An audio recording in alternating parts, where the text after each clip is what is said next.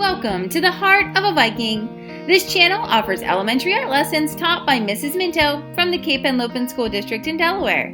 I look forward to virtually creating with you. There are new lessons posted weekly. Subscribe to the channel to make sure you don't miss a single one. So go grab your art supplies and your thinking caps and let's begin.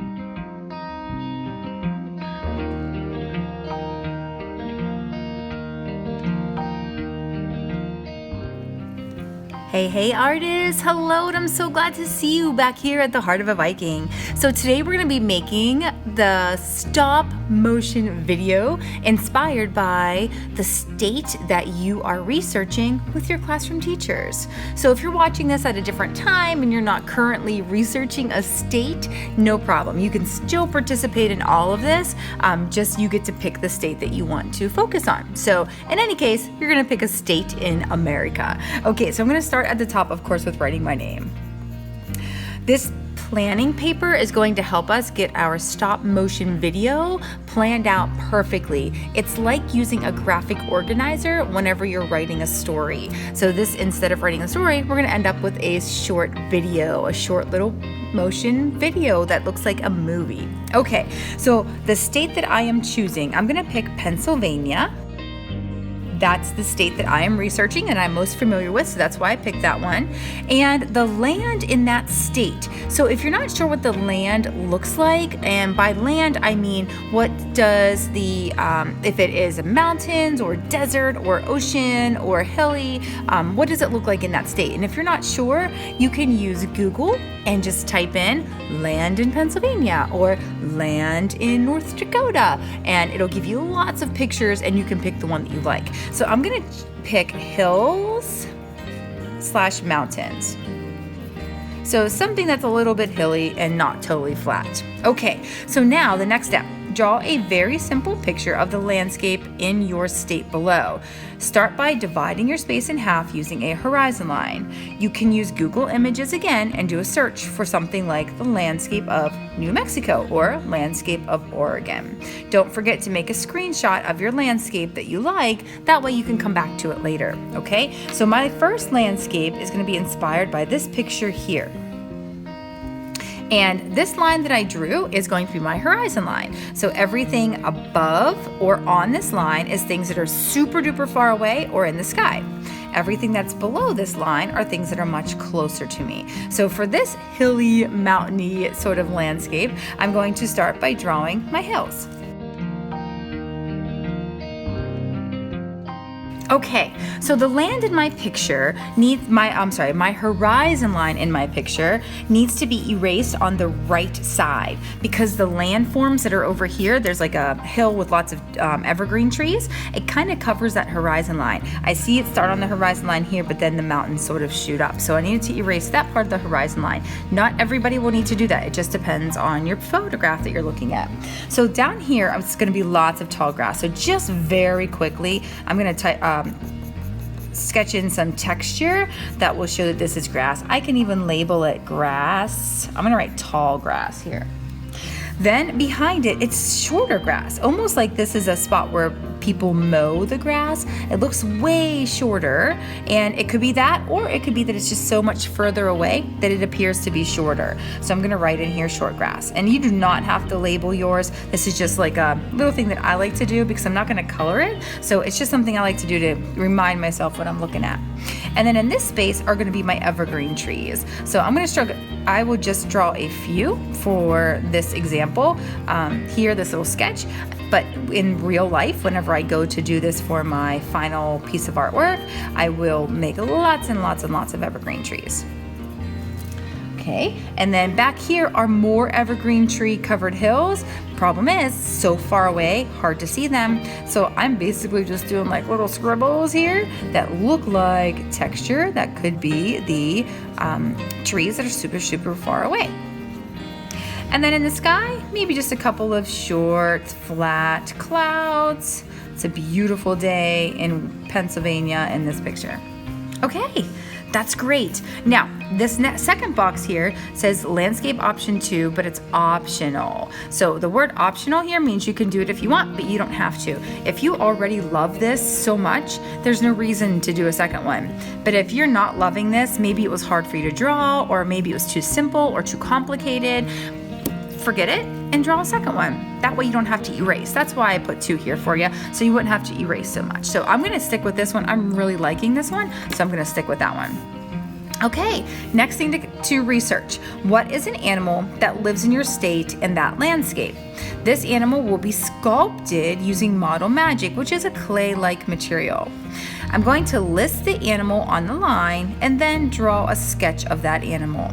I can use Google Images again to search for the animal. So maybe I could type in Pennsylvania forest animals or California coastline animals. And then once you settle on an animal, you're going to search for that animal. And if you put the word Model Magic in front of it, you might be able to get a sculpture already of that animal. So that might be a little bit more helpful whenever you go to sculpt yours. Okay, so down here, I'm gonna draw, I wanna do a raccoon.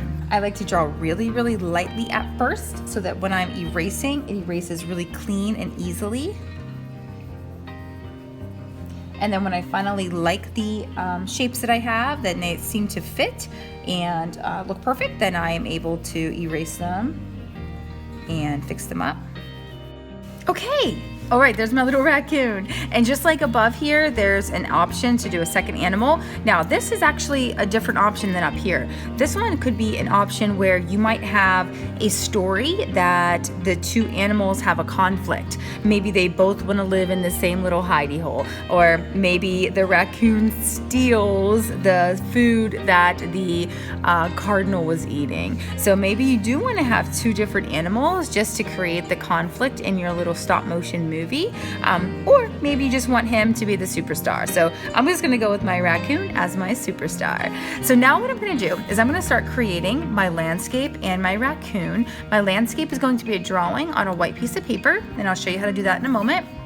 And my raccoon is going to be a sculpture that I'll let dry and then I'll paint it. So that's what I'm about to do next. And while I'm doing these things, in my mind, I'm going to start to think about the storyline. I have the entire back of my paper here that I can use to write out some options for what's going to happen in my story. And I like to wait and do that part as I'm making it. Usually as I'm like sculpting them, like he might look silly, and that might help me come up with the answer for what my story is about. Or when I'm making my landscape might look just beautiful and just like the picture perfect place. So that might help me decide what my story needs to be about. So I'm going to start making these first, and then I'll come back to my paper and I'll start planning out what kind of story my film will be featuring. All right, let's get started with that landscape. All right, so with my landscape, I'm going to start with my paper long in front of me like this, and I'm going to fold it in half. Now, the reason I'm doing this, let me get it folded here. Okay, there we go. The reason I'm doing this is because when I'm filming my stop motion animation film, I'm actually gonna sit it up like a letter L. This down here is gonna be the part that's like the grass, where the little animals can scurry around. And then this part back here are gonna be all of those hills and things that were in the background. So anything that is totally flat, rivers, lakes, grass, desert sand, anything that's totally flat can be down here.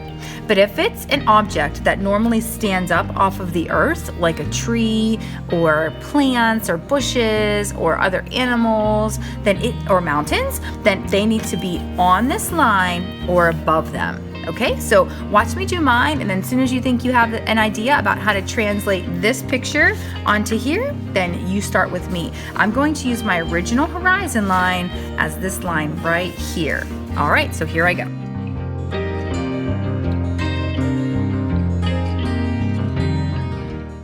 Okay, so those are my main lines. This is where my tall grass was. I had my short grass. Then I had my trees that were on the hills far away, the evergreen trees. Then these were the super duper far away evergreen trees. And I'll draw my clouds up here. So my long, thin clouds are gonna be way up here. Okay, I'm ready to start coloring, and I'll start that, and then you hopefully will get a start on yours. Okay, so I put a piece of newspaper down underneath of my work so that way when I'm coloring, I can go right off the edge of the pages and it's not a huge problem. I'm also going to use a combination of crayons and colored pencils because I like the contrast of the way that the different art supplies lay their color down, and I also like that I'm able to use the crayons to create a smooth look to begin with. Then I'll jump in with my colored pencils. You can use whatever you want. And if you have paint available to you and you'd like to paint, you absolutely can paint as well. The only reason I don't like paint for this project, is because it will wrinkle the paper as the paint dries. So I try to avoid that with a picture like this because it's going to be the background of my story. But you could totally do it if you want to. Just be mindful that it is going to wrinkle your paper. And every now and then glance back at that photograph that you screenshotted from before that had your landscape on it. That way you can get the colors accurate. I love blending colors together, so you can see now I've moved on to my a different shade of green for with my colored pencil, and I'm blending it right in with my crayon. It feels so smooth, looks so good. All right, so that looks good as the base. However, if you recall, I said at the beginning this was tall grass. So I cannot just leave it as a smooth coloring. I have to add texture or else it won't look at all like that photograph I was looking at.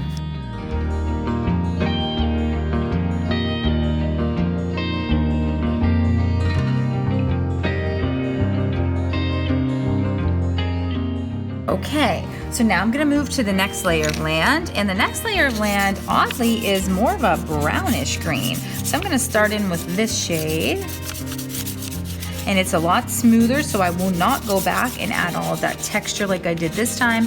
Maybe a little bit, but not nearly as much.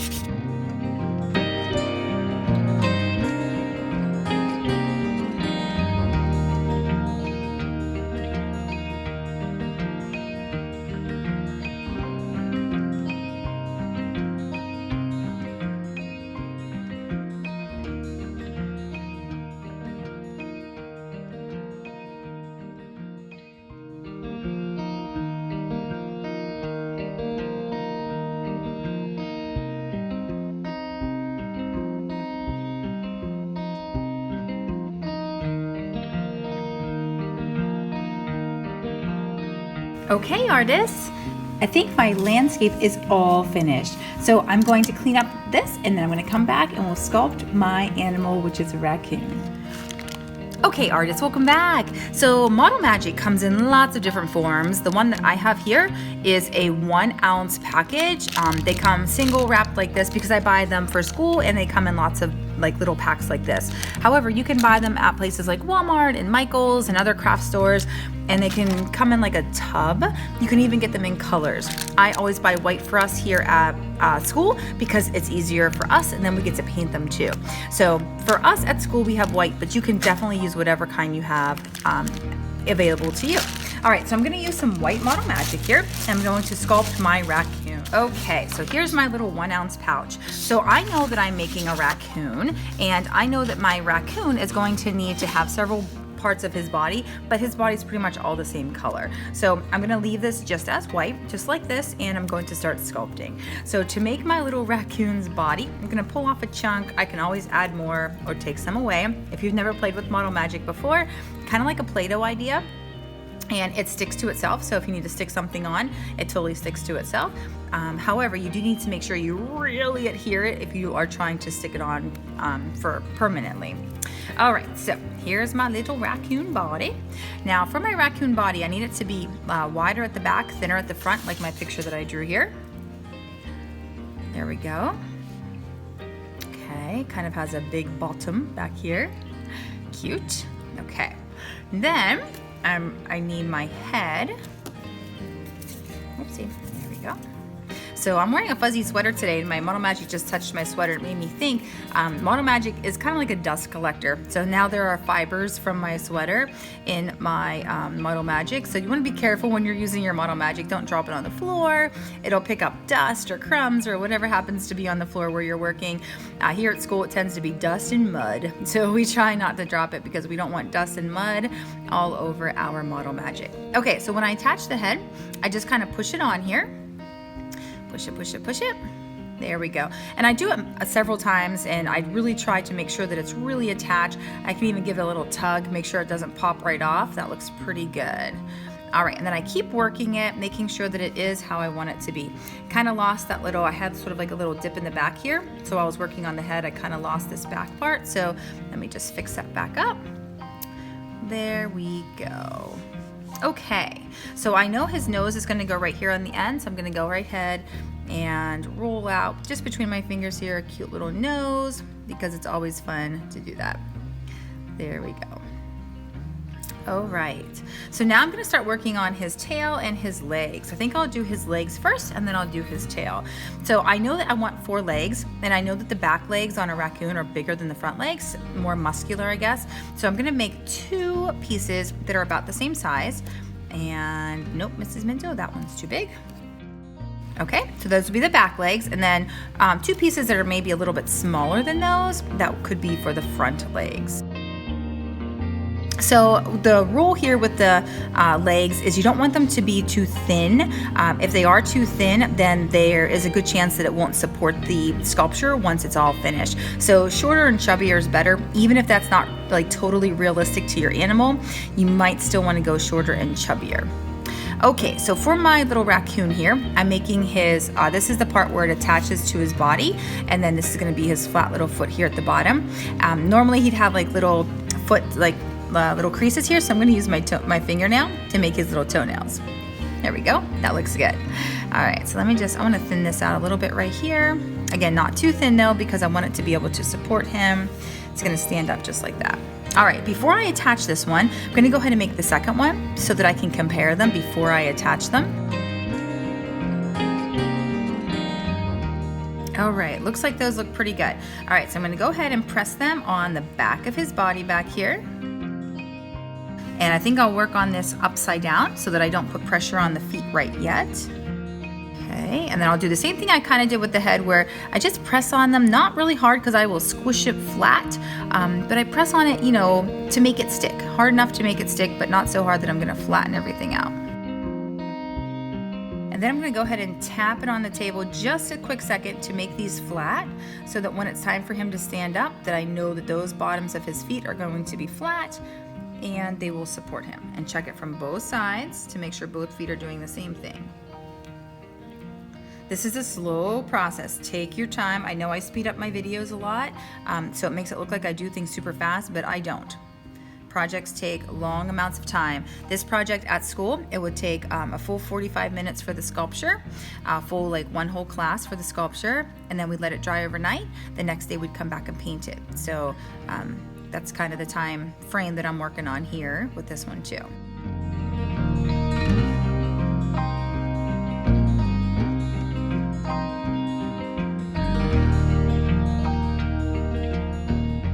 Okay, so I think I have the legs, and I was tapping it just to make them nice and flat there on the bottom. Now, if I stand him like this, there's a chance that his heavy body is going to start squishing his legs down. So during the drying process, he's going to sit like this, at least for right now. I can always change it later, but at least for right now, for a little while, I'm going to let him sit just like that while I work on his tail.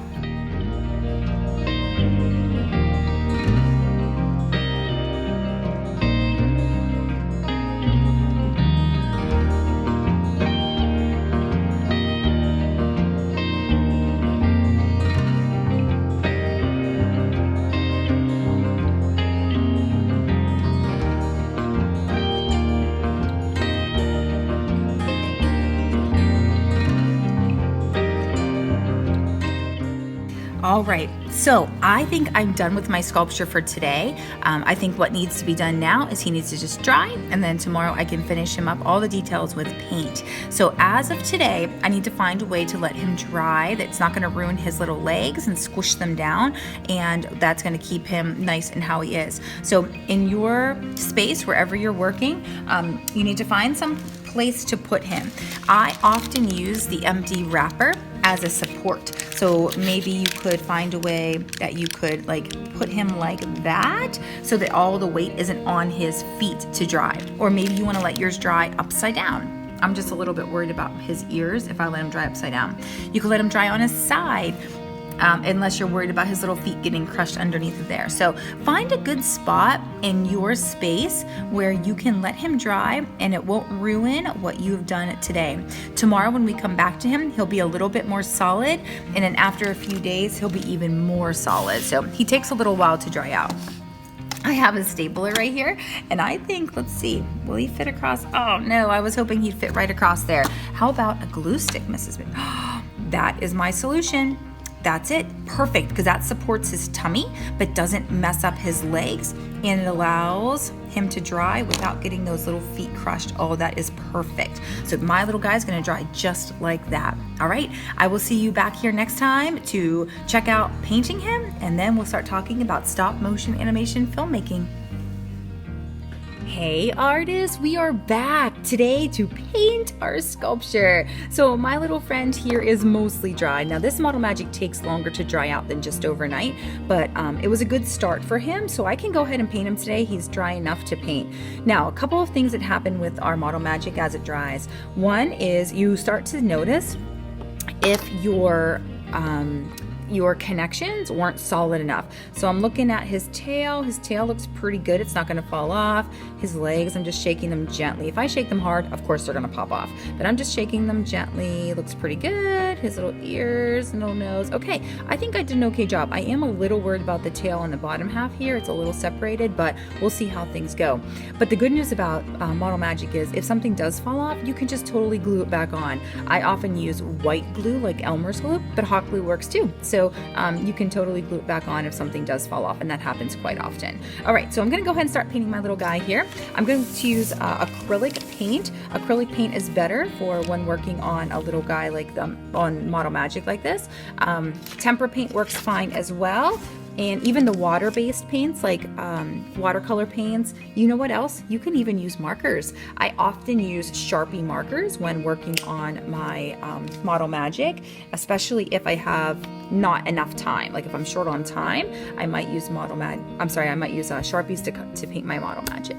All right, so I'm gonna use some paint here. I have acrylic paint, and I don't have gray. So in the art room here, for some reason, I just don't have any gray. So I'm gonna go ahead and create my own gray by mixing black and white together because the raccoon is mostly gray.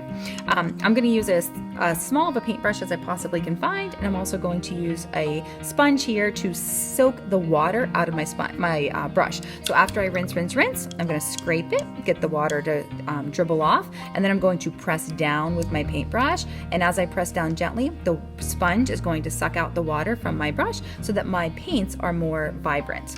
Okay, so now I'm gonna I want gray, and I know that when I'm mixing colors together, I always start with the lighter color and add just a little bit of the dark color, a little bit at a time. And one mistake that a lot of students make when they're mixing colors is that when they're mixing like I'm doing right now, they start to mix, like the puddle gets bigger and bigger and bigger, and then next thing you know, you're painting your entire little plate. So you don't want to waste this paint. Leave it like this in one small little pile. Sometimes I even draw circles on my palette so I know to stay within that circle. So that's a good idea if you know that you like to spread things out. So we want to keep it in a big pot and a little puddle here so that I can come back and dip in it and use it to paint my my sculpture. Okay, so I'm going to go ahead and get started. I'm using acrylic, and acrylic is washable off of your hands and off the table and off pretty much everything except for clothing. So if you have acrylic at your house, you want to make sure that you are being very careful with your clothing or fabric of any kind, including carpet carpeting, tablecloths, whatever you have at your house, it might get paint on it. If it's not your skin or like a flat tabletop, you definitely want to be careful. Notice I put down newspaper today too. All right, so I'm gonna continue painting my little guy here, and I'll catch you in a second.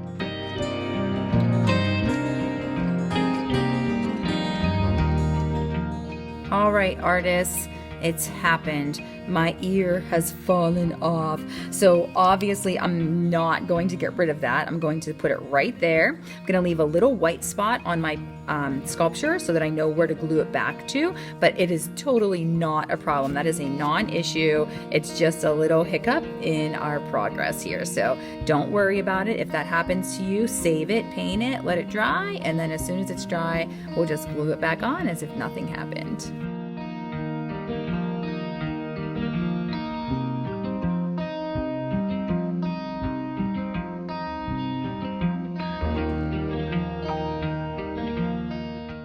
Okay, so artists, I was not able to get a paintbrush that's small enough to make that perfect, well, as how I want it to be. So I actually grabbed a toothpick, and I'm going to use one end of the toothpick and dipped into the paint to go ahead and draw the lines to make it a little bit more how I want it to be. So you can totally use a toothpick for painting as well if it suits your needs. Just know that it's not absorbent. So whenever you're using the Q-tip, you may not be able to, you might have to get more paint more often on your paintbrush.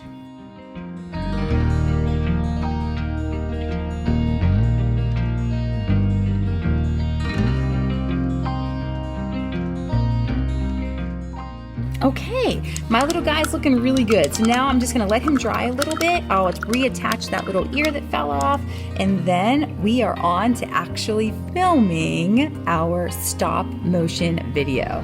All right, artists, I'll catch you in a second. All right, artists, we are back. My little sculpture is mostly dry. One of my favorite things about the acrylic paint that I was using is a lot of acrylic paint dries shiny. So most of the other paints I use here at the art room, they dry dull, which means not shiny. So it's kind of nice to have a type of paint as an option that will dry shiny, which is why this still looks shiny. Normally I use shiny as my guide to determine if something is still wet, but in this case, it's totally dry. It's just that it is acrylic paint, so it dried shiny. All right, so you can see what I'm doing now. I'm gluing my little ear back on. There we go. So now I'm just gonna let that glue dry up. It'll be set pretty soon. In the meantime, I'm gonna figure out what I wanna do with the eyes. I actually have some googly eyes here in the art room that I might put on for the eyes. If you don't have googly eyes, you can just grab a little piece of white paper and cut out 2 little eyes you might wanna put on there for whatever animal that you're making. So I'm gonna grab 2 little googly eyes and glue those on too. Okay, got my little googly eyes. I'm gonna use the same type of glue. Whoop, too much, Mrs. Minto. So I'm just gonna take half of that and move it over to the left eye. There we go. Okay, and then I'm gonna go ahead and stick those on right here. Oh my gosh, and right here. Oh, and just with that, he looks amazing. Now, I noticed something when I was gluing on the ear. I did not color his, or I'm sorry, I did not paint his nose black. I forgot it by accident. So while I'm waiting for that stuff to glue and dry, I'm gonna go ahead and grab a Sharpie. I told you we could color on this Model Magic with Sharpie. So I'm gonna go ahead and color in his nose with Sharpie.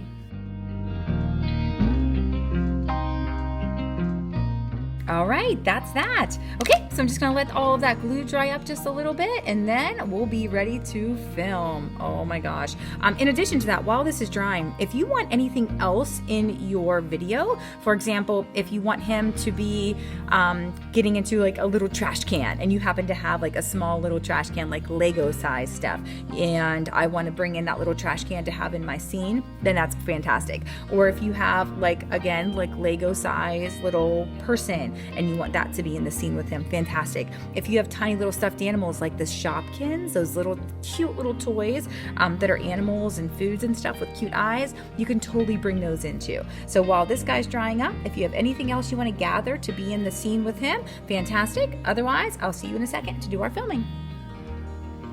Okay, artists, so this is my setup here in the art room at HOB, and I have my iPad, and as you can see, I don't have a good stand, so I'm actually using a stapler to hold my iPad in place. And then on the other side, I have a block of notepads. So use whatever you need to get your iPad to stay in place. It's extremely important that that iPad stays exactly where it is and doesn't get moved around whenever we're filming, okay? And then from there, I have my sculpture waiting over here, and he's going to end up meeting a new friend, which is little rubber ducky.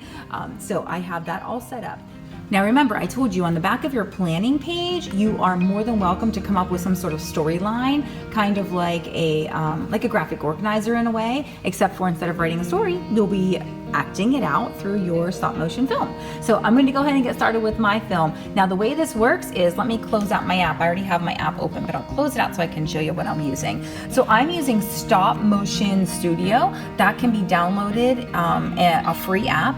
There is a paid version of it that allows you to have more controls, like adding sounds and music, but the free app will work perfectly for us here today. So I downloaded that from, if you're in the Cape Henlopen School District, I downloaded it from self-service. It's right in there. It's called Stop Motion Studio. And if you don't have self-service because you are somebody who's not in the Cape Henlopen School District, you can just find it in your app store and download Stop Motion Studio. So then when it opens up, it's going to look something like this. Let me get back to the main page. There we go. It's going to look like something like this, and you're going to have your movies going across the top once you build some. So at first, you're going to build a new movie. So I'm going to go ahead and click New Movie. It opens it up. It takes a minute for the camera to activate. You might have to give it permission the first time if you've never done that before. And then basically you just get started. Down at the bottom, there's some controls that we'll talk about later. But for now, really the only important thing is that little red button. So I'm going to adjust my camera now to make sure that my entire background scene is in the frame. That looks pretty good right there. Next time, using a larger piece of paper might actually be beneficial because then it would fill the screen, but I don't mind it being just like this. That looks really good. All right, so I'm going to get started with my story, and I will see you in a second. All right, artists, so here I go. What I'm going to do is I'm going to be watching on my iPad screen and very slowly moving and then taking a picture on my iPad. So I'm going to take my little raccoon, move him very, very slightly, get my hand out of the way, take a photo. Move him very slightly, get my hand out of there, take a photo. The smaller the movements, the better your movie will look in the end. If you make big movements, your video will not be as clear and it will be kind of jumpy. So small movements. It's better to take 1,000,000 photos than it is to take 10. So I'm moving very, very slowly, and I want him to crawl to the middle. My goal here is for him to get to the middle, and then he's gonna start looking around. And we're gonna be wondering, wonder what he's looking for. I'm also being careful not to move my background. I told you don't move your iPad, but also don't move that background. It's important that stays in place. Sometimes I even put a little piece of tape to hold the background in place. Oh, my hand was in that one. Okay, I forgot to move my hand out of the way. I'll show you a way that you can delete those ones if that happens to you. There's a way to delete just that one photograph.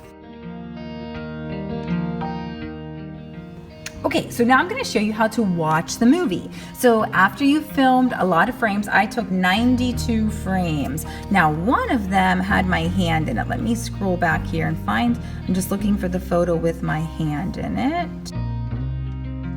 Right there. Okay, so frame 40 has my hand in it. So I'm going to go ahead and tap on that frame. And when I do, I have a lot of different options here. And one of them is delete. So I'm going to go ahead and delete that frame. Now it's gone. I don't have to worry about it. Okay, so now I'm going to go ahead and hit play. Right over here under where I was taking the photos, there's a play symbol. So I'm going to go ahead and hit play. And when I do, it starts to play my movie. And look, it makes it look as if they're walking. Okay, let me play it again. Oh my gosh, it looks like he's walking. Oh, that is so fun. Now, I worked really hard on that and it was like a couple of seconds long. However, in the settings right here, this gear, I can actually, whoops, I didn't mean to touch that, sorry. In this gear, I can actually adjust it. There are all these numbers, and these numbers determine how fast or slow my characters appear to move. So if I go to a low number, let's go to 5. Hit done. Let's go back to the beginning of my story here. Back to the beginning. Okay, and then hit play. Let's see how that changed. I moved it to 5. Ooh, 5 makes him move slower. So if I like that, fantastic, keep it at 5. If you don't like that, we can adjust it and we can go to a different number. All right, so for me, that's a little on the slow side. So I'm gonna go back to the gear and maybe I will make it a little bit faster. All right, so I'm gonna go back on up. Let's see what it looks like up to 30. 30 is the highest. So let's go ahead, hit play and see what it looks like at 30. Oh, he looks like he's running. Oh my goodness. That was super fast, a little too fast. So I kind of like it in the middle. I'm gonna go like around 15 or 14. Okay, done. Now, some of these other options we don't have available to us because we don't have the full subscription. We just have the free version. So the only thing that I really ever adjust is that speed, and I leave the rest of it just as it is. All right, that looks really good for me. Okay, so now that's totally done. And what's cool about this app is it just saves it for you. So if I hit this back arrow right here, I can go back. There's the movie that I just made right there. I can tap it to change the title of it. So I can change it to Raccoon and Duck.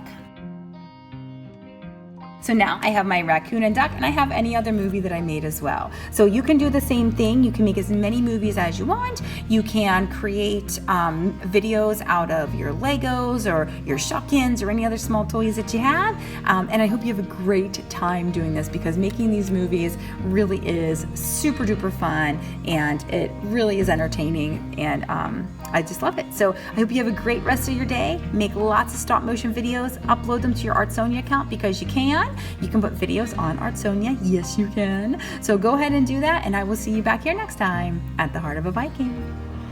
HOB artists, don't forget to hop on over to Artsonia to upload a photograph of your piece of artwork to your art portfolio. I can't wait to see it.